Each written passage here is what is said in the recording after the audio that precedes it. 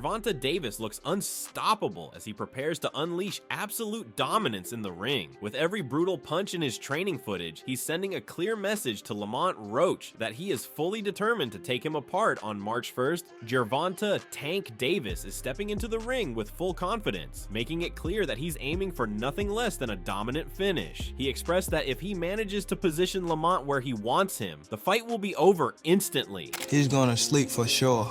Soften him up, then fry him. His statement leaves no room for doubt. Tank believes his power and precision will be enough to put Lamont to sleep without question. On the other side, Lamont is not backing down either, as he remains equally confident in his own abilities. He acknowledged Tank's power, speed, and agility, but made it clear that people are underestimating him. According to Lamont, he possesses the same attributes and is not someone to be overlooked. He believes that while Tank is receiving all the attention, he has the skill set necessary to challenge him. Finality and cold, calculated edge in the ring. But outside of it, he keeps his camp anything but grim. Training under his father and alongside his brother. This fight has gained massive attention, not just because of the matchup itself, but due to the controversies surrounding it. Tank has been making bold and unexpected statements ahead of the fight, often shifting the focus away from Lamont. He recently claimed that, skill for skill, no one in the sport can match him, even going as far as to say that he surpasses Floyd Mayweather if he's at his best. According to him, no active fighter on television possesses his level of skill. These statements have only intensified the spotlight on him, sparking debate about whether his confidence is justified. Skill for skill, none of these guys can mess with me. Like, nobody. Like, I feel like my skills is way better than like Floyd. Like, if I'm on my game. Well, yeah, I take that back. Probably hand in hand. But skill wise, nobody on TV that's fighting right now have more skills than me. Nobody.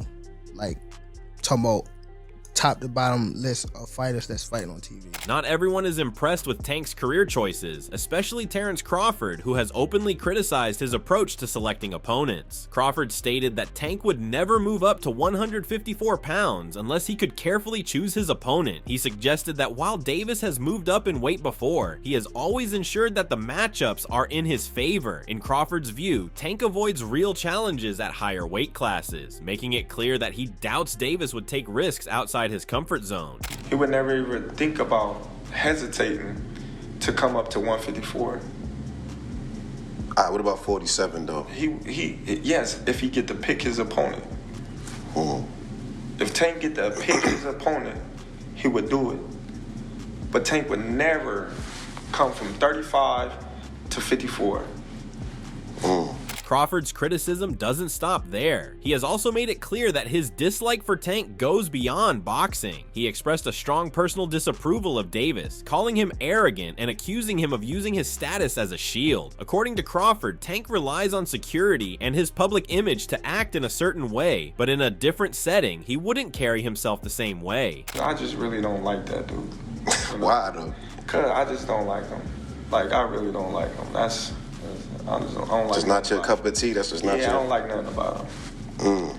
You know, I don't like nothing about him. I just felt like, you know, he just one of these little arrogant little dudes that's, you know, using what he got to shield him. You know, like, he got a lot of security guards around him, and he know. You know what I mean? He's in the limelight and stuff like that, but... However, despite his personal feelings, Crawford still recognizes Tank's skills as a fighter. He acknowledged that Davis is a highly skilled and powerful boxer with tremendous ability inside the ring. According to Crawford, while he may not like Davis as a person, he has no choice but to respect what Tank brings to the sport. He admitted that Davis possesses elite-level skills, making him a dangerous opponent for anyone who steps in the ring with him. Do you like him as a fighter though? Yeah, he's a damn good fighter. Yeah. You know what I mean? I respect him as a fighter. Yeah. You know, he definitely got skills, he got power, he got tremendous boxing ability, but like his core personality in his ways, nah. Eddie Hearn, on the other hand, is not convinced that Tank versus Lamont is a major fight. He dismissed the idea that this bout holds significant weight in the boxing world, stating that the only real blockbuster fight for Davis is against Shakur Stevenson. According to Hearn, while Tank's upcoming fight is decent, it's not the kind of matchup that would solidify his legacy. He believes that the biggest and most meaningful fight Tank could take right now is against Stevenson, and anything else falls short of true greatness. Everyone's sensible. I mean, what other fights are there out for Tank? You know, he's fighting, you know, he's got a decent fight next, but he's a super featherweight that Tank will want to be in big fights. He'll want to make big money, and I think the biggest fight out there for him is Shakur Stevenson, and vice versa. Meanwhile, Gervonta Davis has expressed openness to fighting Devin Haney, but with conditions. He believes Haney must first redeem himself by performing well in his rematch against Ryan Garcia. According to Davis, if Haney looks good in the fight, even without a win, it would still be an exciting matchup. Yeah, I'll definitely for sure be open in a fight. Devin, for sure. But it's just like he gotta redeem himself, you know? If he look good his next fight and things like that, and if the fight don't go good, or even if he look good against Ryan too, and he don't get the win, like, I feel as though it would still be like a good fight. He emphasized that their history since childhood, with back and forth exchanges, adds to the intrigue of the potential fight. Speaking to Bubba Dub, Davis made it clear that he is interested, but wants to see Haney prove himself first. Even like the build up since he been younger and things like that, coming in the game, and it was back and forth. So I think it still will be a good fight with me and Devin for sure. In another interview, Davis addressed claims that he was ducking Haney and explained his stance on fighting in Saudi Arabia. He stated that his reluctance was not due to a lack of interest, but rather the way negotiations were handled. He revealed that Turki Alalshik, a key figure in Saudi boxing, positioned Haney as his favored fighter. Are you just not interested in fighting over there? It's not that, but they came at me wrong the first time they ever came at me, which they said I will fight Devin. And then when he was saying like Devin was his guy, so I'm like, if Devin your guy, y'all gotta pay me now, extra, like, cause I already know what I'm coming over there. You feel me? I gotta get the knockout. If not, y'all gonna give it to him. So that's what made me like, oh yeah, I see what's going on. Davis argued that if Devin Haney is Alalshik's guy, then he would need extra compensation to ensure fairness. He expressed concerns about potential bias and insisted on securing a knockout to win, saying he would only consider the fight if he received greater financial incentives. So now, give me 2 or 4 or 3 Ferraris. If not, ain't no point in me going over there for. Alalshik had previously discussed Davis's demands and responded humorously. He recalled Davis's request for 2 Ferraris to fight in Saudi Arabia. Alalshik dismissed this demand, stating that instead of Ferraris, Davis would receive 2 gloves if he wanted to compete there. This exchange highlighted the financial obstacles preventing Davis versus Haney from materializing. Despite the stalled negotiations for Davis versus Haney, Alalshik has recently expressed a strong desire to make a fight between Gervonta Davis and Shakur Stevenson happen. In an interview with ESPN, he acknowledged Davis's talent, but insisted that he must take on tougher opponents more frequently. Great and big fights, because you know he's now in the mid of 30. We don't want to waste time. So you're giving an invitation to Gervonta Davis. I don't take anything as a personal. I take it as I am professional. Right. I don't need to like you to talk with you. But you appreciate Gervonta Davis's talent. It seems. As a fighter, he's a great fighter, of course. No doubt about this. But we need to see him in big fights more and more. Alalshik's endorsement of a Tank versus Shakur showdown has fueled further discussions, as fans and analysts believe it would be a high-stakes matchup. This public push for the fight has only increased pressure on Davis to take on elite competition. Shakur Stevenson has also shared his thoughts on a possible fight with Davis. He acknowledged that anything could happen and praised Alalshik's efforts in making major fights possible. Stevenson suggested that if the fight does not happen, it would be because Tank is avoiding the challenge. Honestly, I think anything can happen. I think what Turkey is doing for boxing is amazing. He's making the best fight the best. He's making the biggest fights possible, the biggest fights available. He accused Davis of frequently disrespecting him, stating that Tank often speaks negatively about him. Stevenson challenged Davis to step up, arguing that if he truly believes Stevenson has not accomplished enough, then he should prove it in the ring. Goes out there and he disses me all the time and speak bad about my name. So it's like, if you feel the way that you feel about me, oh, I'm not this and I didn't do nothing for the sport of boxing as you like stated, then fight me. Stevenson continued his criticism, questioning why Davis chooses to fight opponents with lesser accomplishments while dismissing him. He pointed out that Davis claims Stevenson has done nothing for the sport of boxing, yet Tank himself has not taken on the toughest available challenges. According to Stevenson, this contradiction undermines Davis's credibility. He believes Davis should take on more legitimate threats rather than avoiding fighters who have achieved significant success in the sport. Why go fight all of these guys that haven't done nothing for the sport of boxing, haven't accomplished the things that I accomplished? Don't have your stature either. And you go out there and then say, oh, he didn't do nothing. What have he done for the sport of boxing? But you're not fighting me, you'll fight somebody else. Trainer Brian Bomac McIntyre also weighed in on the lightweight division, stating that the biggest fights depend on who Davis wants to fight. He acknowledged that Davis is widely regarded as the top fighter at 135 pounds. However, he argued that fighters like Keyshawn Davis and Shakur Stevenson are equally capable of being at the top. According to Bomac, while Davis is treated as the division's boogeyman, he must face the best fighters to solidify that status. In reality, Gervonta pick who we want to fight. You know, because that's supposed to be the man at 135. You said supposedly, so who do you think is the man then? Of course, it's 50-50. It's Keyshawn and Shakur, but you have to. Everybody's putting that label on Gervonta as being the best 135 pound.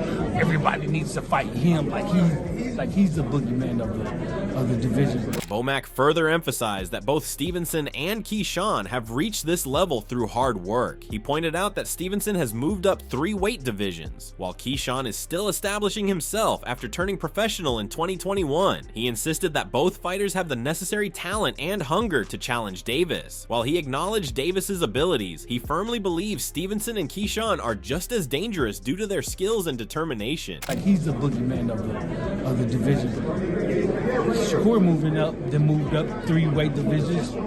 Keyshawn just getting here, so he got to, the world going to say, well, he got to prove himself. He got to prove himself. And me personally, by knowing these cats, it's a 50-50 right there. Because I know those guys are dogs. They got dog in them. I'm not saying Gervonta don't have dog in him, but just those 2 guys because of the simple fact that I know what they're capable of. Bob Arum also weighed in on a potential fight between Tank and Keyshawn, stating that it would be an incredible matchup. However, he questioned whether Tank would even agree to fight Keyshawn. According to Arum, many fighters hesitate to face Keyshawn because of his talent. He went as far as saying that he favors Keyshawn over anyone in the lightweight division. Davis is concerned, that would be a great fight, but I don't know if Tank Davis is up to fighting a Keyshawn Davis. Remember, Keyshawn is very, very talented, and a lot of guys are really hesitant to fight him. I favor Keyshawn over anybody in the lightweight division right now. Keyshawn himself has been vocal about wanting to fight Tank, making it clear that he doesn't believe Davis would accept. Speaking with Fight Hub TV, he suggested that Tank lacks the courage to face him. He claimed that their personalities naturally clash, making their fight even more intriguing. However, he also expressed doubt that Davis would ever send him a contract. His words imply that Tank actively avoids real threats in his division. You know who it is. I just think he don't got the balls to fight me. I really just feel like he don't have the balls to fight me. Our characters match up at the end of the day. Like, he know I'm not going for none of that shit in the ring and outside the ring. People know me by now. Just like people know him. It's just more people that know him. So I don't think he really got the balls to send me a contract and fight me. Meanwhile, Shakur Stevenson sees his fight against Tank as the biggest fight in the sport. He believes that a matchup between them would capture the attention of fans worldwide. According to him, this would be a fight that could take place anywhere and still be a massive event. I think that fight capture the imagination of the world. I think that's the biggest fight in the world. See, like you would be fine fighting him in the U.S. or anywhere, Riyadh or anywhere. At the end of the day, London. Tank's name continues to circulate in discussions involving both Shakur Stevenson and Keyshawn Davis. These all three fighters are considered among the best in the lightweight division, and the potential matchups have caught the attention of boxing fans. Clarissa Shields recently ranked Stevenson as her top pick in the division. Everybody knows Shakur is my number one. I get Tank next. Keyshawn. In a recent interview, Davis shared his mindset heading into the fight. He explained that his main focus is staying sharp and visualizing what he needs to do inside the ring. He emphasized that he is constantly thinking about his strategy and making sure he executes everything perfectly on fight night. Is that still that? Do you have a list of people that you want to get out the way before you get out of here? Not really. No? Not really. I mean, if the opportunity presents itself, then yeah, for sure I'll attack it, but not really. Oscar De La Hoya has weighed in on the matchup, acknowledging Tank's relentless preparation. According to him, Davis's commitment to training makes him a dangerous opponent, as he always enters the ring in peak condition. While De La Hoya respects Roach's abilities, he believes Roach will have a tough challenge ahead, especially given Davis's superior skill set. According to De La Hoya, Davis's skill set and physical conditioning set him apart, giving him a significant advantage over Lamont Roach. No, I think Lamont Roach is a terrific fighter. He's first and foremost, he's a very nice human being. I really like him as a fighter, as a person. He might be a little over his head with Gervonta Davis. Gervonta Davis is, I mean, to say the least, he's a beast. He really is. He's a tremendous fighter. He's a dedicated fighter when it comes to training and fighting and making sure that he's in optimal conditions when he steps inside that squared circle. It's going to be a tough night for Roach, but you can never count him out. While he respects Roach's talent and determination, he acknowledges the massive challenge ahead for him. Facing someone with Davis's speed, power, and precision requires exceptional preparation, something few opponents have been able to handle. De La Hoya remains realistic, stating that Roach will have to deliver a near-perfect performance to stand a chance. Yeah, it's going to be very interesting, but, you know, obviously Gervonta Davis has the experience. He has the knowledge. He has that mean streak in him that will take you out with any punch. So it's going to be a long night, but I think Lamont will. What he must do in there is just go out there and have fun. Paulie Malignaggi, however, has not been impressed with Davis's opponent selection. He criticized Tank for consistently fighting weaker competition, arguing that his talent is undeniable, but his matchups lack true competitiveness. Malignaggi expressed frustration over watching Davis face fighters who are simply not on his level, making his victories predictable rather than proving himself against elite opposition. You know, like Gervonta's a very good fighter. I criticize the matchups not because I don't like Gervonta Davis, because I feel like he's so good that I want to see him against somebody like him. Why should I have to watch? Why?